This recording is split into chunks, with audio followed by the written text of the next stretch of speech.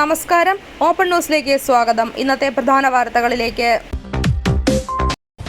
കൊട്ടിയൂർ വൈശാഖ മഹോത്സവത്തിന്റെ ഭാഗമായി നെയ്യാട്ടത്തിനുള്ള പ്രധാന ചടങ്ങായ നെയ്യെഴുന്നള്ളിപ്പുമായി വ്രതക്കാർ കലശം കുളിച്ച് പുന്നാട് ശ്രീ കുഴുമ്പിൽ നെയ്യമൃത് മഠത്തിൽ പ്രവേശിച്ചു. ആറളം പഞ്ചായത്തിൽ ഡെങ്കിപ്പനി ബാധിച്ച യുവതി മരിച്ച സംഭവത്തിന് പിന്നാലെ ആരോഗ്യവകുപ്പ് പ്രതിരോധ പ്രവർത്തനങ്ങൾ ഊർജിതമാക്കി.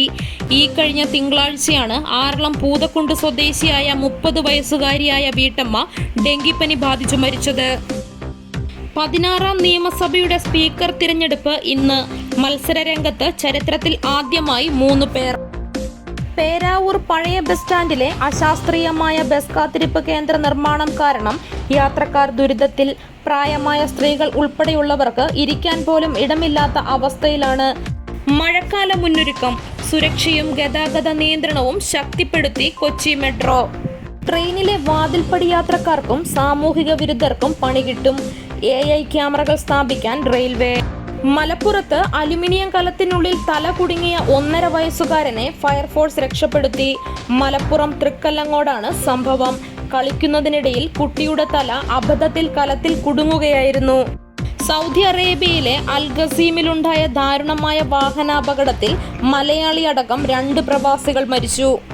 ഡൽഹി കലാപ ഗൂഢാലോചന കേസിൽ ഉമർ ഖാലിദിന് ഇടക്കാല ജാമ്യം.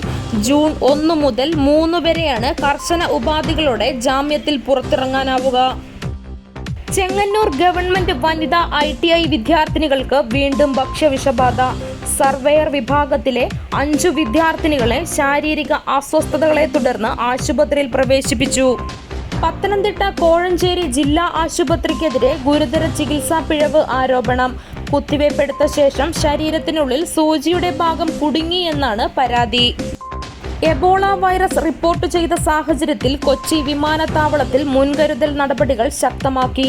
സിയാൽ എയർപോർട്ട് ഹെൽത്ത് ഓർഗനൈസേഷൻ എന്നിവയുടെ നേതൃത്വത്തിൽ കൊച്ചി വിമാനത്താവളത്തിൽ അടിയന്തര യോഗം ചേർന്ന് സ്ഥിതിഗതികൾ വിലയിരുത്തി. പാരിയത്തുകാവിലെ പോലീസ് വേട്ടയിൽ മുഖ്യമന്ത്രി VD സതീശനെതിരെ മുൻ മന്ത്രി MP രാജേഷ്.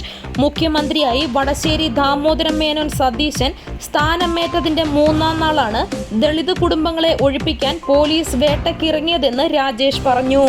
മോഡലിന്റെ മറവിൽ സെക്സ് റാക്കറ്റ്. ഇടപാടുകാരുമായി തുക പറഞ്ഞ് ഉറപ്പിക്കുന്ന അലീനയുടെ ശബ്ദ സന്ദേശം പുറത്ത്.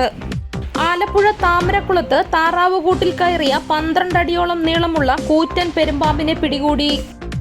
ലത്തീൻ സഭയെ അനുനയിപ്പിക്കാൻ സർക്കാർ. സഭാ നേതൃത്വവുമായി ഫിഷറീസ് മന്ത്രി കൂടിക്കാഴ്ച നടത്തും. ഇന്ത്യയിലെ ഏറ്റവും പ്രധാനപ്പെട്ട ബാങ്കായ സ്റ്റേറ്റ് ബാങ്ക് ഓഫ് ഇന്ത്യയുടെ ശാഖകൾ വരുന്ന 5 ദിവസം അടഞ്ഞുകിടക്കും. വാരാന്ത്യാവധി, ഉത്സവ ദിനങ്ങൾ എന്നിവ മൂലമാണ് അടഞ്ഞുകിടക്കുക. KGF എന്ന പേരിൽ പ്രതിഭ ആരാധന കൂട്ടായ്മയുണ്ടാക്കി. CPIM കായംകുളം ഏരിയ കമ്മിറ്റിയിൽ പ്രതിഭയ്ക്ക് വിമർശനം. ഇന്നത്തെ സ്വർണം വെള്ളി നിരക്കുകൾ: ഗ്രാമിന് 40 രൂപ കുറഞ്ഞ് 14,620 രൂപയും പവന് 320 രൂപ കുറഞ്ഞ് 1,16,960 രൂപയുമായി. വെള്ളിക്ക് 285 രൂപയുമായി. കേളകത്തെ ഇന്നത്തെ വില നിലവാരം: റബ്ബർ 245, ലോട്ട് 230, ഒട്ടുപാൽ 145, കുരുമുളക് 670, അടയ്ക്ക 380, കശുവണ്ടി 90, തേങ്ങ 45, കാപ്പിക്കുരു 190, ചിരട്ടപ്പാൽ 135, കൊക്കോ 90. ഇതോടുകൂടി ഇന്നത്തെ വാർത്താ ബുള്ളറ്റിൻ അവസാനിച്ചു. നന്ദി.